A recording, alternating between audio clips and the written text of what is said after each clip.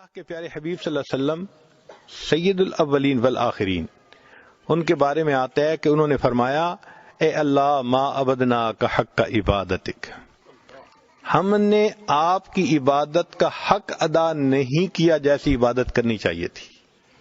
اگر اللہ کے محبوب صلی اللہ علیہ وسلم امام الصالحین یہ فرما رہے ہیں، امام النبیین فرما رہے ہیں کہ ہم نے حق ادا نہ کیا، تو ہماری نمازیں کیا ہیں بھائی؟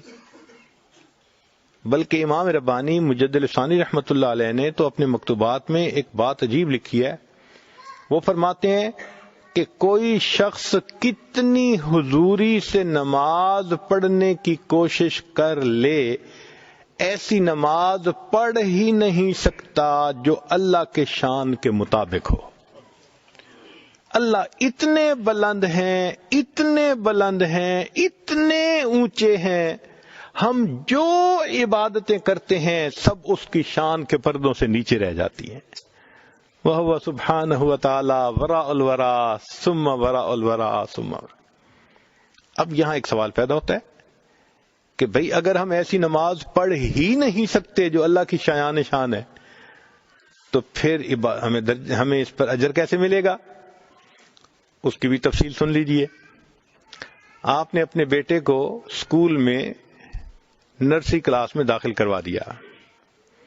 اب پہلے دن بچہ آیا اور اس نے تختی کے اوپر کچھ لکیریں سیدھی الٹی لگائی ہوئی تھیں اور دھبے لائے ہوئے تھے، اور آ کے کہنے لگا ابو جی میں نے آج لکھنا سیکھا۔ تو آپ اس کی تختی کو دیکھتے ہیں، لائنیں ٹیڑھی ہیں، لکھا ہوا سمجھ نہیں آتا، دھبے لگے ہوئے ہیں، مگر بچے کی محبت میں اس کو انکریج کرنے کے لیے آپ اس کو آئس کریم انعام کے طور پہ دیتے ہیں۔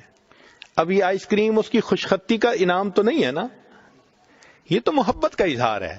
بس یوں سمجھ لیجئے ہم جو نمازیں پڑھتے ہیں وہ بچے کی ٹیڑھی میڑھی لکیروں کی مانند ہی ہوتی ہیں، لیکن ان اللہ بالناس لرؤوف الرحیم، بے شک اللہ تعالی رؤوف اور رحیم ہے، وہ اپنی رافت اور رحمت کی سبب بندے پر مہربانی کرتے ہیں، اس اتنی سی نماز پر بھی اس کو اجر عطا فرما دیتے ہیں۔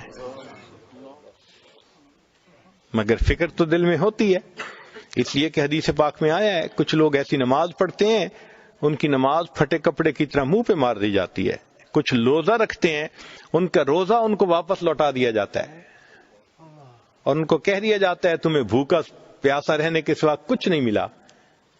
امام اعظم ابو حنیفہ رحمۃ اللہ علیہ 40 سال تک ساری رات عبادت کا معمول رہا، پھر عمرے کے لیے گئے اور مقام ابراہیم پہ 2 رکعت نفل میں پورا قرآن پاک پڑھا، اور پڑھنے کے بعد پھر ہاتھ اٹھا کے دعا مانگی الہی ما عبدنا کا حق کا عبادتک، جیسے آپ کی عبادت کا حق تھا وہ حق ہم ادا نہیں کر سکے۔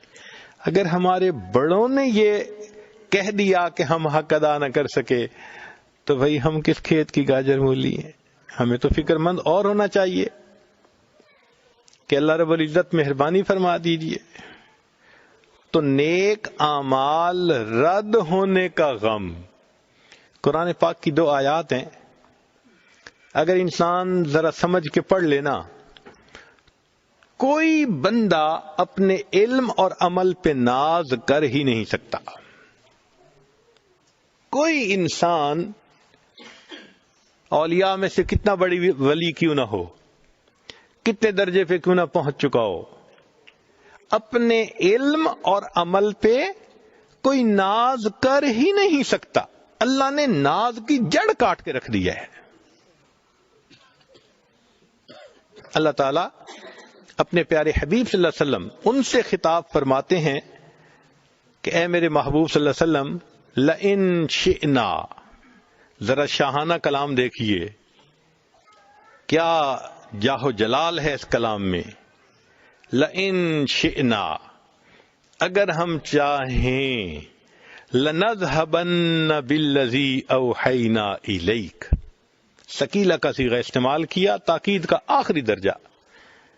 اگر ہم چاہیں تو ہم نے جو علم آپ کو عطا کیا ہم سب آپ سے واپس لے لیں۔